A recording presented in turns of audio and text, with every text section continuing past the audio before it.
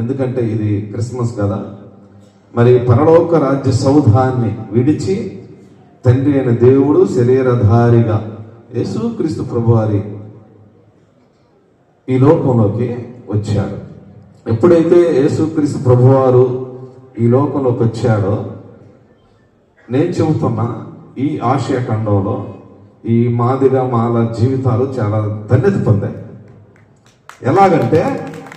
ఎలాగంటే యేసుక్రీస్తు ప్రభువు పరలోక రాజ్య సౌధాన్ని విడిచి ఒక పేదవాని ఇంట్లో, ఆ పేదవాని ఇంట్లో కూడా స్థలం లేదు, సత్రంలో, కనీసం సత్రంలో కూడా లేదు, ఒక పశువుల తొట్టిలో జన్మించాడు, ఒక పశువుల పాకలో. ఇప్పుడు ఆ పశువుల పాక ఎంతో ధన్యత పొందింది, ఎంతో ప్రపంచీకరణ చెందింది, ఎంతో దీవెన పొందింది. అక్కడి నుంచే శాంతి సమాధానం వెల్లివిరిసింది. అంటే పశువుల పాకకి అంత ధన్యత వచ్చింది. అట్లనే ఈ మాల పల్లెల్లో, ఈ మాది పల్లెల్లో యేసుక్రీస్తు ప్రభువారి రాకతో ఆ పల్లెల్లో చర్చీలు ఉండటం వలన ఆ పల్లెలు కూడా చాలా శోభితం పొందాయి. అది దేవుడిచ్చిన గొప్ప ధన్యత. ఆ ఊరు పెద్దలు కానీ, మంత్రులు కానీ, ముఖ్యమంత్రి ఎమ్మెల్యేలు గారు కానీ వస్తే చర్చిలోకి వెళ్ళాలంటే ఒకప్పుడు అంటరాని పల్లెలుగా ఉన్న ఈ పల్లెలు నేడు సమాజంలో అంటుకట్టబడ్డాయి. అదే దేవుడు మనకిచ్చిన గొప్ప ధన్యత.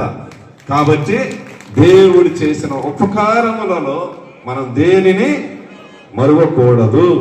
యేసుక్రీస్తు ప్రభువారిని బట్టి మనం పోలి నడుచుకోవాలి. నిన్ను వలె నీ పొరుగు అని ప్రేమించుము. ఆ ఒక్క మాటలోనే బైబిల్ అంతా సంపూర్ణమై ఉన్నది. దాన్ని క్రియాశీలకంగా ఆచరణగా మనం ఉండాలని, మరి ప్రతి ఒక్కరూ మరి బ్రహ్మారెడ్డి గారి కుటుంబం పట్ల కృతజ్ఞతగా ఉండాలని, వారి కుటుంబం క్షేమంగా ఉండాలని, మరి మీ ప్రార్థనలో మీరు జ్ఞాపకం చేసుకోవాలని కోరుకుంటూ నాకు అవకాశం కల్పించిన మీ అందరికీ మరొక మారు యేసుక్రీస్తు నామమున శుభములు, క్రిస్మస్ శుభాకాంక్షలు తెలియజేస్తూ ముగిస్తూ సెలవు తీసుకుంటాను. Thank you.